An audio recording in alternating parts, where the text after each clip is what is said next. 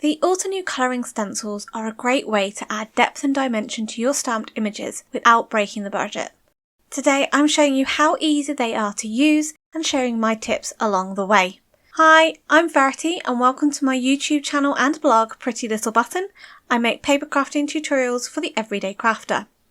This is part of the Altenew's video hop called Exciting Escapades to celebrate the Adventures Ahead release, so stay tuned, I'll give more details about that later on. So for this card, I am using the Sisters of the Heart stamp, die and colouring stencil set. You can easily do this without the die set if you don't have it, so don't worry. You can create this card as we're going along.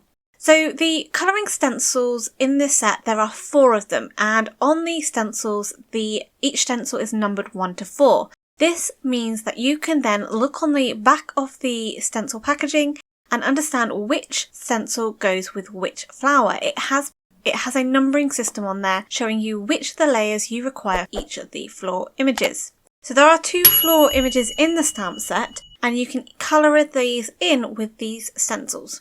So for this floral we need to use 2 stencils, number 3 and number 4.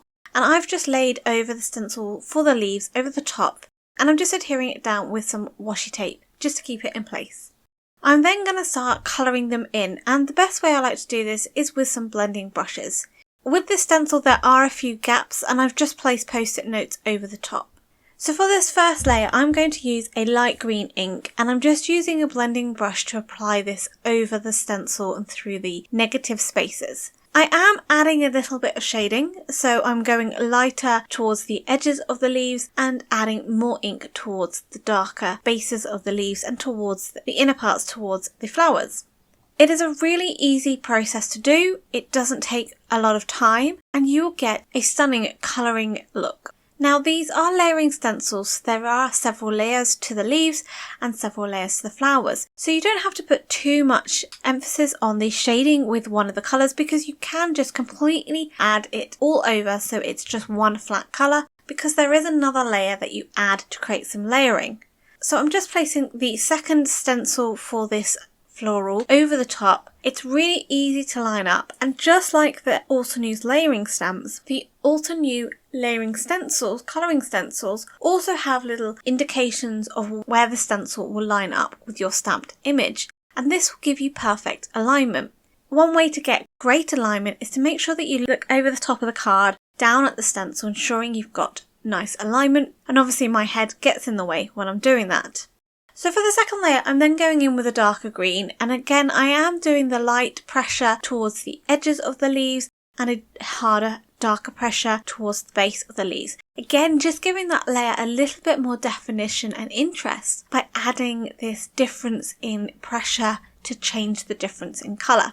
So this will give some shading towards those leaves as well.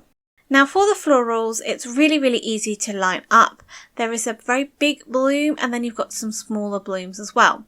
I'm just using a very light soft blue to add the first layer of the colour. Now again, as I mentioned, there are several layers to the florals, so you can either add definition and shading to each layer or just completely colour the whole layer in one flat colour and then add each layer up to give some definition and interest to the floral. The second layer is really easy to line up, and I do place post-it notes over the stencil because I'm prone to adding some of the ink in areas where I don't mean to, and obviously this will affect your stencil design.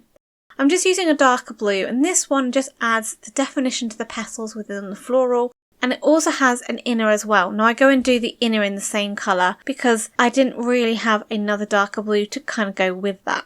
Because the inner was so small, I didn't even bother taping it down. It was just really easy to line up, hold it in place, and then just apply the ink over the top.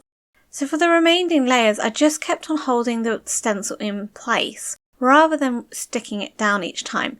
Because there were small areas that I needed to apply the ink to, it didn't need such precision to ensure that when I'm inking it wouldn't move, because I wasn't going to be moving the stencil around as much. However, I do go and make a bit of a mistake and I do apply some ink over some of the area where it shouldn't have, and I do get this on my card.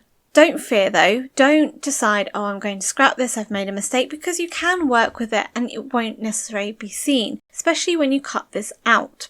And I do show this here where you can see that I have got a little bit of ink over the leaf where it shouldn't have been. So once it was completely coloured in, I then went on and used the coordinating die to die cut this out. Now, if you haven't got the coordinating die, you can either just turn this into a card panel as is, or you can use your scissors to fussy cut it out, or if you've got a digital cutting machine that can scan, then obviously you can use that as well.